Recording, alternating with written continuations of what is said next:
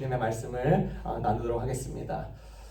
여러분, 오늘 우리는 5본문을 저희가 읽었습니다. 마태복음에서 내게로 와라, 요한복음에서는 내 양을 쳐라, 요한복음에 또 서로 사랑해라, 야고보서에서는 서로 죄를 고백해라, 시편에서는요 어디로 피할 수 있겠습니까? 5개의 본문을 가집니다. 이 5개의 문입니다. 겉보기에는 따로따로의 말씀 같죠. 그런데 자세히 보면 한 줄기입니다. 한 사람의 인생이 어떻게 변해갈 수 있는지를 그리는 5단계로 우리가 볼 수 있는 것이죠. 예수님께 오고, 그 다음에 사명을 받고, 사람을 사랑하고, 정직하게 고백하고, 결국 하나님 품에 안기는 인생. 이게 성경이 말하는 인생의 길입니다. 이게 성경의 전체의 길입니다. 이 5본문이 여러분의 가슴에 한 줄로 새겨지기를 축원합니다. 첫 번째 문입니다. 내게로 오라는 말씀. 수고하고 무거운 짐진 자들아 다 내게로 오라. 내가 너희를 쉬게 하리라. 예수님이 부르시죠. 누구를 부르십니까? 수고하고 무거운 짐진 자입니다. 강한 자 아닙니다. 성공한 자 아닙니다. 의로운 자 아닙니다. 지친 자, 무너진 자, 눌린 자입니다. 여기서 무거운 짐이라는 헬라어 단어는 누구에게 의해서 짐이 지어진 상태입니다. 내가 진 짐이 아니에요. 남이 나에게 얹어놓은 짐입니다. 여러분, 당시 유대인들은 무슨 짐을 지고 있었습니까? 종교의 짐입니다. 랍비들이 만들어 얹어놓은 율법의 짐입니다. 지키지 않으면 정죄받는 짐입니다. 지켜도 끝이 안 나는 짐입니다. 근데 이 마태복음 23장에 그래서 그것을 예수님은 지적하십니다. 무거운 짐을 묶어 사람의 어깨에 지우되 자기는 손가락으로도 움직이지 하지 아니하며, 이게 종교의 본질인 것을 예수님이 지적하셨습니다. 여러분, 오늘날 우리는 어떨까요? 현대인들의 짐은 더 무겁습니다. 비교의 짐이 있습니다. 경쟁의 짐이 있습니다. 미래의 불안이 끊임없이 그 짐으로 나에게 짊어집니다. 인정 중독이라는 짐이 나에게 얹혀집니다. 소셜에서, 온라인에서, 오프라인에서 모든 짐들이 나에게 지어집니다. 심지어 어떻게 보면 교회 안에서도 짐이 지어지는 경우가 있습니다. 너 좋은 성도 돼야 돼, 기도 많이 해야 돼, 헌신해야 돼, 본이 되어야 돼. 이런 짐을 지고 와서 예배당에서도 못 내려놓습니다. 신앙이 또 어떻게 보면 하나의 짐이 되는 경우도 있습니다. 여러분, 예수님이 오라는 것, 자격 있는 자에게 하는 말이 아닙니다. 자격 없음을 인정한 자를 부르는 말씀입니다. 와라. 그냥 와라. 그 짐 짊어진 채 와라. 그 무너진 채로, 지금 눌린 채로, 바닥을 기는 채로 와라. 예수님은 우리에게 새로운 짐을 얹고자 그렇게 초청하는 것이 아닙니다. 짐을 내려놓게 초청하십니다. 여기서 우리가 놓치기 쉬운 것이 있습니다. 많은 사람들이 예수께 오라라는 것 이 자체를 목적으로만 봅니다. 그러면 오면 끝이고 쉼을 얻으면 끝인가? 라고 생각할 수 있습니다. 그런데 아닙니다. 쉼은 목적이 아니라 동력입니다. 여러분, 자동차에요, 저희가 기름을 넣습니다. 왜요? 밥 주는 겁니까? 주유소에 머물라고? 아닙니다. 가려고 넣습니다. 예수께 오는 것도 마찬가지입니다. 쉼은 멈추려고 쉬는 게 아니라 출발의 시작이 됩니다. 그래서 두 번째 문이 연결이 되는 것입니다. 두 번째 문이 뭐예요? 내 양을 치라. 오늘 본문의 두 번째 말씀, 예수께서 두 번째 이르시되 요한의 아들 시몬아 너가 나를 사랑하느냐 하시니 이르되 주님 그렇습니다. 내가 주님을 사랑하는 줄을 주님께서 아십니다. 이르시되 내 양을 치라 하시고. 여러분, 이 장면 잘 아십니다. 베드로입니다. 3번 예수를 부인한 자입니다. 이 사람은요, 예수를 모른다 하고 맹세까지 했습니다. 저주까지 했습니다. 그리고 예수님이 말한 그 타이밍에 닭의 울음에 무너진 자였습니다. 나가서 통곡한 자였습니다. 여러분, 세상의 렌즈로, 세상의 논리로 보면 이 베드로의 인생은 끝난 겁니다. 해곡감이에요. 탈락, 자격 박탈감입니다. 완전히. 다시는 못 일어설 사람입니다. 그런데 예수님 어떻게 명령하시죠? 정죄하지 않으십니다. 캐묻지 않으십니다. 야, 네가 어떻게 그럴 수가 있어? 라고 하지 않으십니다. 단 한 가지만 물으십니다. 너가 나를 사랑하느냐? 3번 부인했던 베드로에게 3번 물으시죠. 부인을 3번 했으니까 부인 한 번 할 때마다 회복의 질문 한 번씩 던져주는 겁니다. 예수님은 베드로의 실패를 덮으시고 베드로의 진심 어린 사랑을 드러내고 계시는 것입니다. 그리고 충격적인 말씀을 하시죠. 나의 양을 쳐라. 때리라는 게 아니죠. 여러분 잘 알죠. Flock my sheep. 내 양들을 목양해라. 내 양을 돌봐줘라. 이게 충격인 것입니다. 여러분 베드로가 누구죠? 상처 입은 자입니다. 부서진 자입니다. 자기도 신뢰할 수 없는 그렇게 무너진 상태의 자입니다. 그런데 예수님은 놀랍게도 그에게 당신의 양을 맡기십니다. 성도 여러분, 교회는요 완벽한 사람이 사람을 돕는 것이 절대로 아닙니다. 상처를 통과한 사람이 상처 입은 사람을 돕는 곳입니다. 이걸 헨리 나우는 정확하게 그의 책 저자에서 상처 입은 치유자라고 했습니다. 여러분 목회자도 마찬가지예요. 부모도 마찬가지입니다. 교회 리더도 마찬가지입니다. 자기가 깨져본 사람만이 깨진 사람을 일으킬 수 있는 것입니다. 베드로는요 부서졌습니다. 그래서 사명을 받았습니다. 성도 여러분, 여러분 지금 어디에 부서져 있습니까? 혹시 나는 이제 끝났어 라고 생각하십니까? 이런 내가 무슨 주님의 일을 하겠어? 무슨 사역을 하겠어? 무슨 선교를 하겠어? 그렇게 자책하십니까? 근데 여러분 베드로를 기억하세요. 예수님은 부서진 자에게 사명을 주십니다. 여러분 성경을 보세요. 성경을 쭉 보면 하나님의 백성이 가장 강하게 일어났을 때는 언제였나? 세상적인 힘과 지혜와 능력을 얻었을 때인가? 정치적인 힘과 결탁을 했을 때인가? 아닙니다. 하나님의 백성은 오히려 약하고 불리할 때, 눌렸을 때 가장 빛났습니다.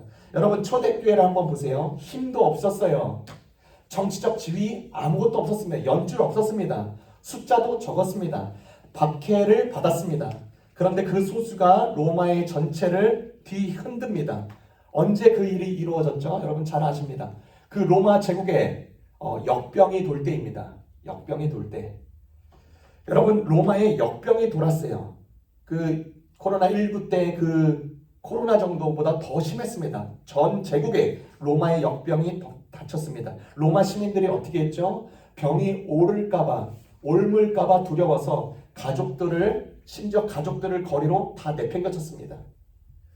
부모 내팽개쳤습니다. 자식 내팽개쳤습니다. 아내 내팽개쳤습니다. 남편 거리에 완전히 버려졌습니다. 그런데 그때 그리스도인들은 어떻게 했나? 거리로 나갑니다.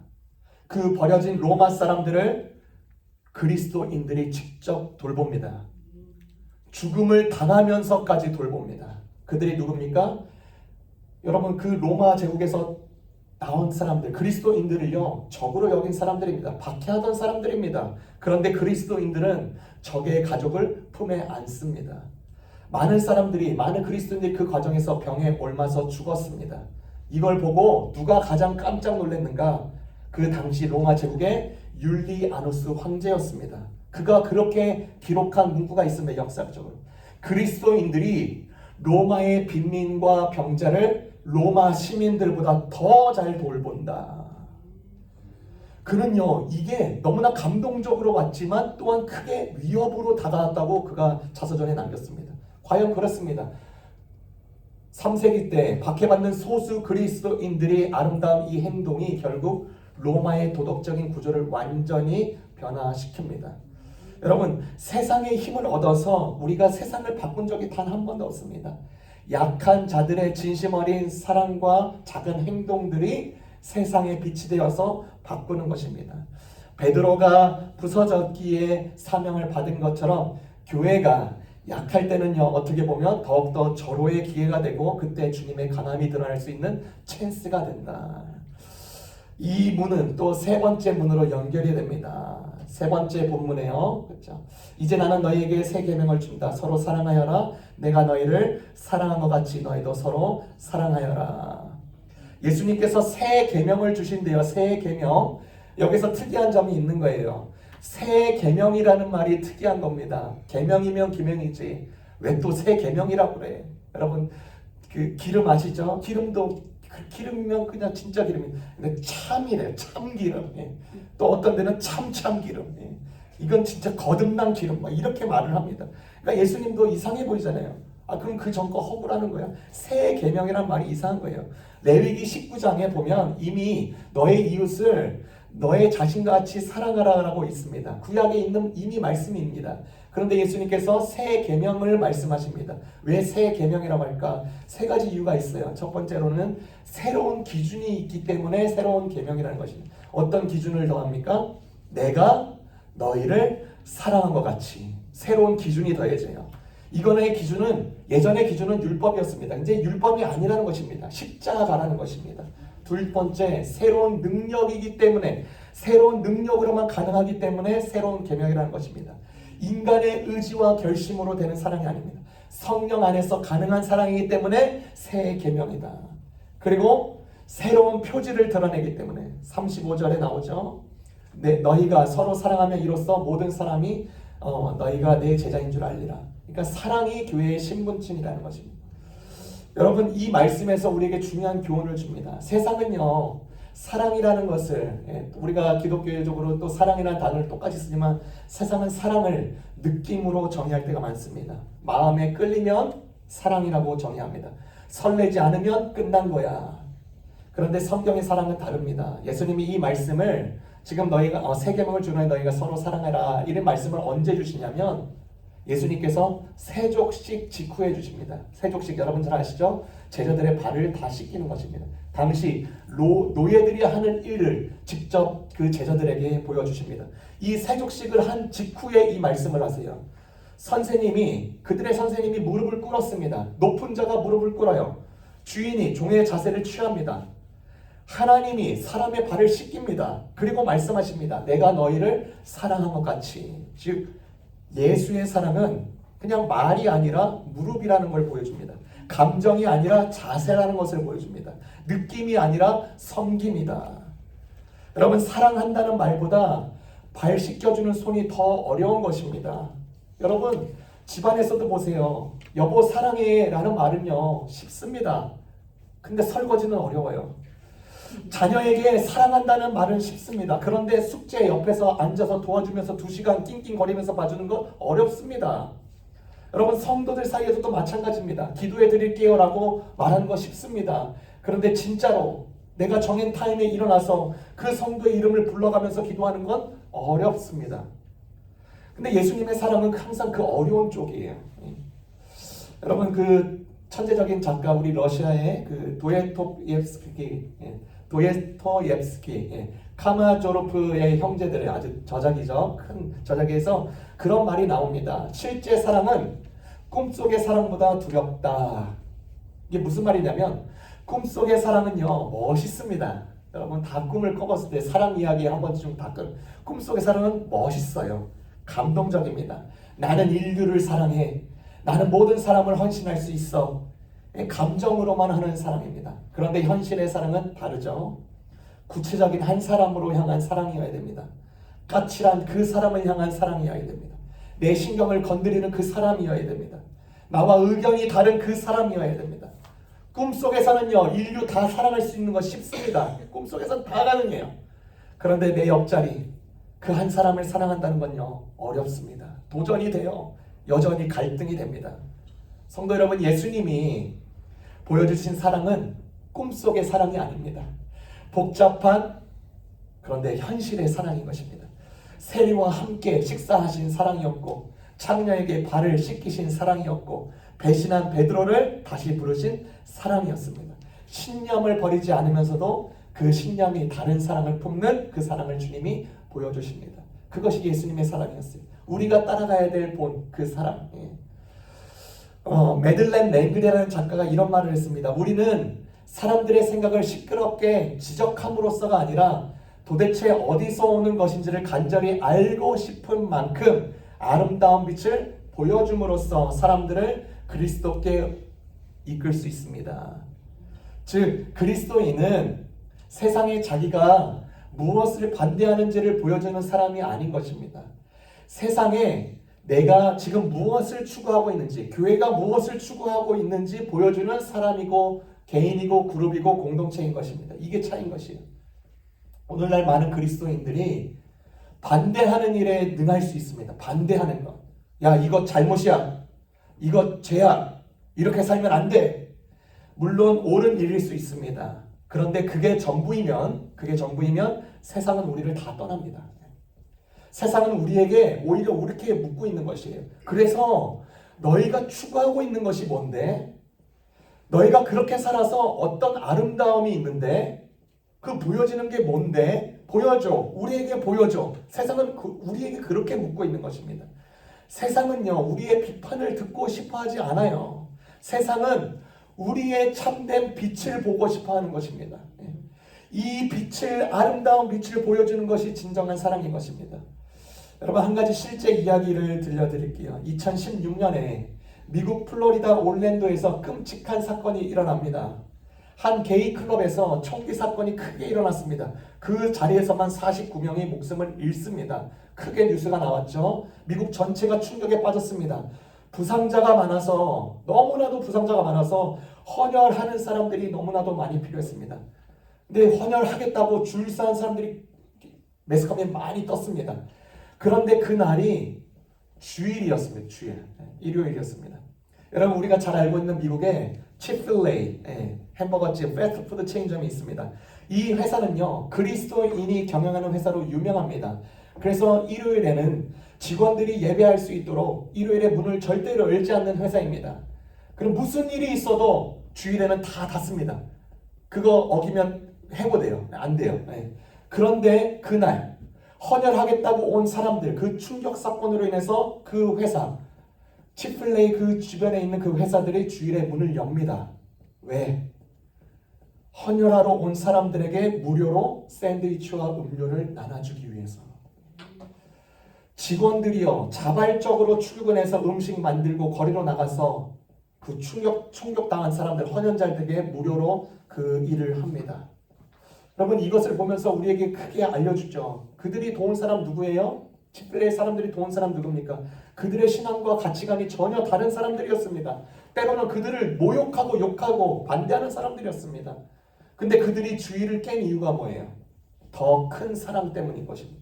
원칙보다 사랑 때문에, 원칙보다 사람이, 규정보다 생명이, 많이 어디서 본 거 아닙니까? 예수님의 방식이죠. 예수님이 안식일에 병자를 고칠 때 안식법에 걸린데 무엇이 더 중요합니까? 규정이 아니라 사랑. 이게 그리스도인들이 보여줘야 될 빛입니다. 여러분, 우리가 반대하는 것만 계속 추구할 것이 아니라 우리가 사랑하는 게 무엇인지, 우리의 신학이 무엇인지가 아니라 우리의 무릎이 지금 어디에 꿇혀 있고 우리의 손과 발이 어디로 향하여 있는지 계속해서 우리에게 도전하는 것입니다. 여러분, 세 번째 문은 네 번째 문으로 연결이 됩니다. 네 번째 본문, 그러므로 여러분은 서로 죄를 고백하고 병 낫기를 위하여 서로 기도하십시오. 의인이 간절히 비는 기도는 큰 효력을 냅니다. 여기서부터 본격적으로 깊어집니다. 서로 사랑하는 것 좋아요. 맞죠? 서로 격려하는 거 너무 힘이 납니다. 서로 도와주는 거 감동적입니다. 근데 야고보서에서 야고보는요, 그 다음 단계를 말하죠. 서로의 죄를 고백해라. 여러분, 이건 차원이 다른 것입니다. 격려받기 좋아요. 도움받기 너무나도 좋습니다. 도움받기 싫어하는 사람이 어디 있어요? 그런데 죄를 고백한다? 내 약점을 드러낸다? 가면을 벗는다?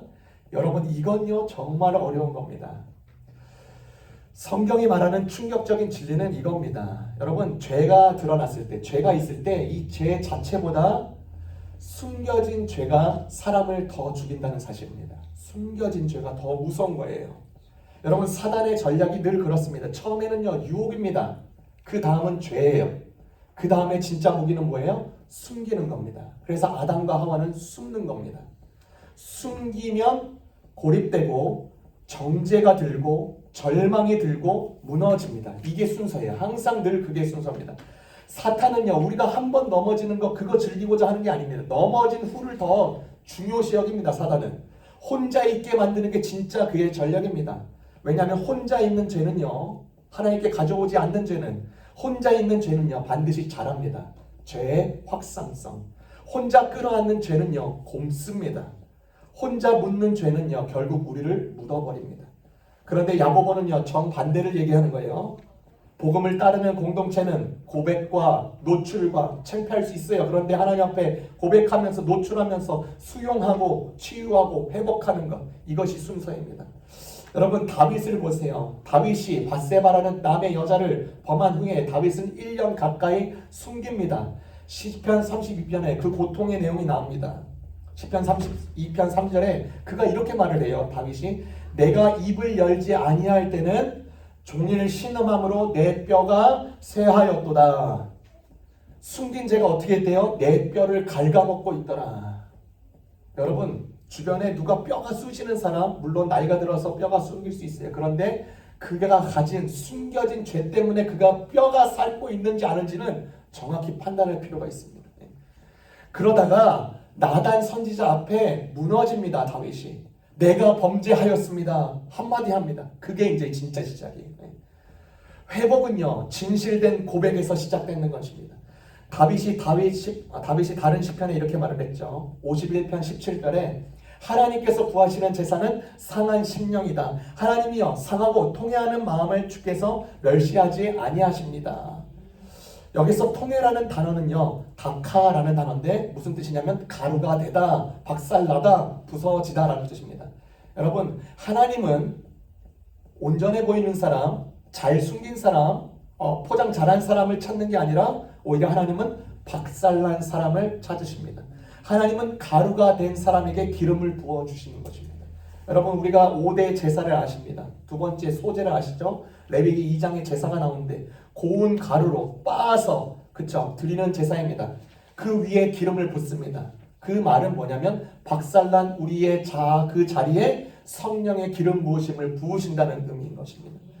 여러분 하나님은요 우리가 회개했기 때문에 우리를 인자하게 대해주시는 것이 아니라 하나님의 인자가 하나님의 그 신실하심 때문에 우리가 하여금 계속해서 더 솔직하게 나갈 수 있고 회개하게 하는 것입니다. 이것이 복음의 순서인 것입니다. 여러분 가운데 지금 가슴에 묻어둔 게 있으십니까? 혹시 아무도 모르는 죄가 있습니까? 아무도 모르는 죄, 심지어 나의 남편도 모르는 죄, 나의 와이프도 모르는 죄, 나의 자녀가 모르는 죄, 나의 할아버지 할머니가 모르는 죄, 혼자 끌어안고 신음하는 게 있습니까? 혹시 여러분 내려놓으시길 바랍니다. 여러분 전부를 그 모든 사람에게 말하는 게 아닙니다. 지금 그 말하라고 그 명령하는 게 아닙니다. 한 사람 신뢰할 수 있는 한 사람에게라도 꺼내서 그리고 그 사람이 진심으로 기도해 줄 사람 그 한 사람이라도 드러내십시오. 드러내세요. 왜냐하면 인간은 성경이 말하잖아요. 죄 때문에 망하는 것이 아니라 숨긴 죄 때문에 망하는 것이에요. 인간은 약한 때문에 무너지는 것이 아닙니다. 혼자 그걸 숨기고 있기 때문에 약해지면서 계속해서 고립되면서 회피하면서 절망하면서 무너지는 것입니다.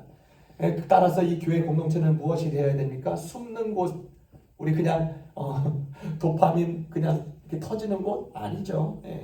숨는 곳이 아니라 드러내도 버려지지 않는 곳. 여기가 그런 곳이 되어야 되는 것입니다. 네 번째, 이제 다섯 번째 문으로 연결이 됩니다. 내가 주님의 영을 피해서 어디로 가며 주님의 얼굴을 피해서 어디로 도망치겠습니까? 다섯 번째 문이에요. 가장 깊은 문입니다. 다윗이 묻습니다. 다윗이 직접 물어요. 하나님 내가 어디로 피할 수 있겠습니까? 이건 평안한 고백이 아닙니다. 이건요 다윗 자신도 도망치고 싶었던 사람의 고백입니다. 그가 살인을 저질렀을 때 살인 교사죄, 그쵸? 파렴치한 그 모든 악랄한 것, 불안과 두려움과 인구 조사를 통해서 자신의 교만함을 드러냈던 죄, 얼마나 그 숨길 것이 너무나도 많잖아요. 그러니까 도망치고 싶은 거예요. 도망치고 싶습니다. 실제로 하나님께 완전히 하나님 연 끊겠습니다. 그런 고백이 아니라 정확히 말하면 숨고 싶은 거예요. 숨고 싶은 거예요. 그런데 그의 고백에 피할 곳이 없는 것을 깨닫는 거예요. 피할 곳이 없다. 여러분 같은 진리라도 사람의 자리에 따라서 다르게 들립니다. 심각한 죄를 지금 짓고 있는 사람에게는요. 하나님이 지금 다 보고 계신다. 이 명제, 이 진리를 들을 때 공포로 다가옵니다. 그렇죠? 그런데 회개를 바라고 회복을 바라는 사람들에게 하나님이 다 보고 계신다라는 이 말은 절대적으로 위로로 다가옵니다. 같은 말씀이에요. 같은 말씀인데 그 사람이 지금 어떤 자리에 있느냐에 따라서 다르게 들리는 거예요. 여러분 생각해 보세요. 비를 한번 생각해 보십시오. 비, 내리는 비. 하나님이 우리에게 어떻게 비를 내리시나요? 마태복음 5장 45절에 나오죠. 하나님이 그 해를 해를 비출 때는 악인과 선인에게 비춘다. 그 다음에 비를 주실 때 의로운 자와 불의한 자에게 내려주신다. 이렇게 말씀하십니다. 하나님은 담을 세우지 않는다는 것이죠. 의로운 자니까 너에게 햇빛, 불의한 자니까 너에게 그늘, 이렇게 나누지 않으십니다. 내 편이야말로 비를 얻을 것이고 너의 편은 가뭄을 얻을 것이야 라고 하지 않으십니다. 이렇게 차별하지 않으십니다. 모두에게 햇빛을 주시고 모두에게 비를 내리십니다. 이게 하나님의 넘치는 사랑 인자입니다. 그런데 그러면 우리는 어떻게 살아야 될까?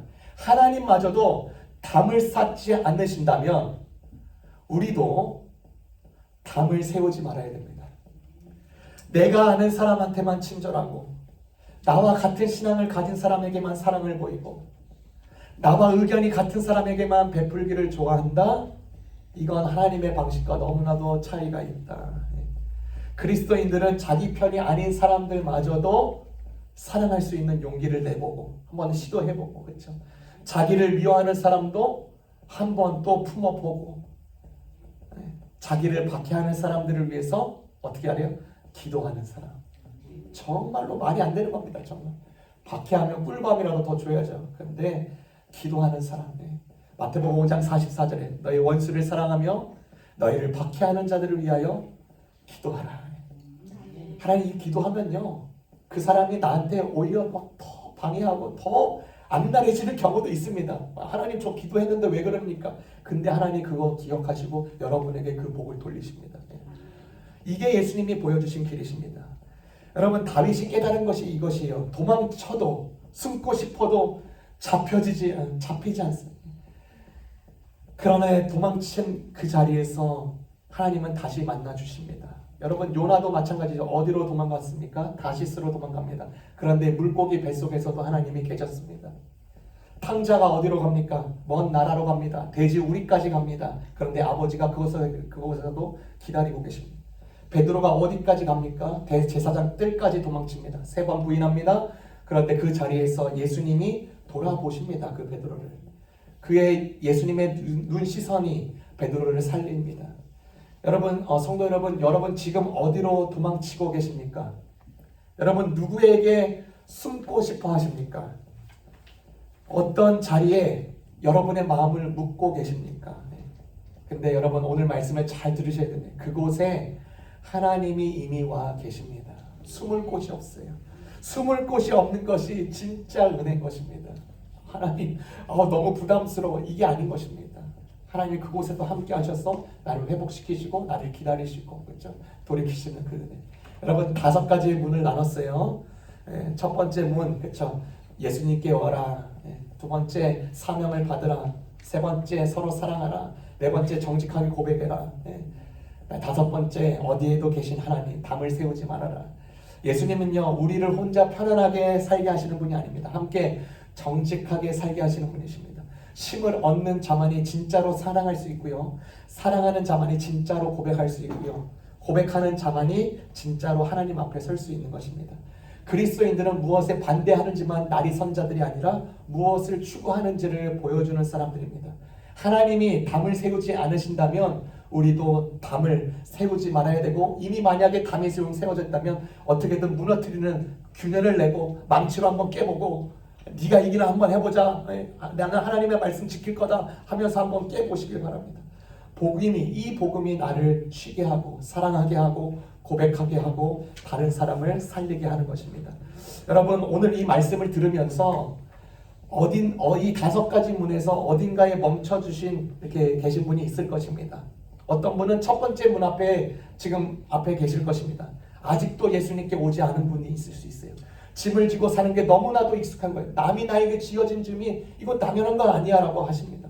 그런데 예수님은 오라 하십니다. 그냥 오시라고 하십니다. 어떤 분은 둘째 문 앞에서 계속 서성이는 분이 있습니다. 과거 실패 때문에 내 꼬라지를 보니까, 내 행동 패턴을 보니까 사명을 못 받겠다는 분, 주님의 일에 헌신하지 않겠다는 분, 나는 자격 없다는 분. 여러분, 베드로를 기억하시기 바랍니다. 상처 입은 자에게 오히려 하나님은 사명을 맡기십니다. 어떤 분은요, 3번째 문에 서성거리는 분이 계실 것입니다. 사랑이라는 말이 이게 하는 게 가장 어렵게 생각하는 분, 반대하는 사람을 나를 지금 심각하게 갈등 가운데 있게 하는 분, 품지 못하게 하는 그 사람, 여러분 기억하십시오. 하나님은 담을 세우지 않습니다. 어떤 분은 넷째 문에 계속 서성이는 분이 있을 것입니다. 가슴에 묻어둔 게 있는 것, 솔직하지 못하고 혼자 끌어안고 신음하는 사람. 그러면 해결되겠지. 차라리 이게 폭로가 안 되는 게 다 사는 길이야. 그런데 여러분 아닙니다. 한 사람이라도, 주님께 신실한 한 사람이라도 꺼내서 그것은 정죄가 아니라 사랑이 먼저임을 기억하고 회복의 길임을 다시 한번 기억하시기 바랍니다. 어떤 분은 다섯째 문에서 서성거리는 사람이 있을 수 있습니다. 아직도 하나님을 피해서 도망가고 숨고 싶은 사람. 근데 하나님은 그곳마저도 이미 와 계십니다. 도망친 자리에서도 하나님은 거기서 계십니다. 그것이 하나님의 말씀입니다. 여러분 오늘 다 이 다섯 문을 다 못 통과해도 좋습니다. 여러분 한 문이라도 통과해보는, 내가 지금 이 다섯 가지 문에서 어디에서 내가 주저하고 있는가, 그 문을 한번 통과해 보시라고, 한 발이라도 한번 실천해 보세요. 숨길 수 없는 은혜, 도망쳐도 잡히진 않지만 도망친 그 자리에서 다시 만나주시는 그 하나님이 여러분을 기다리고 있습니다. 그 은혜가 이번 또 가족 수련을 통해서 우리가 이것을 다시 한번 상기하면서 여러분의 모든 짐이 또 이렇게 내려지고 또 주님의 평강 가운데, 은혜 가운데 회복되고 큰 위로가, 또 주님의 대찬 하나님의 귀한 은혜를 누리시기를 주님의 이름으로 축원합니다.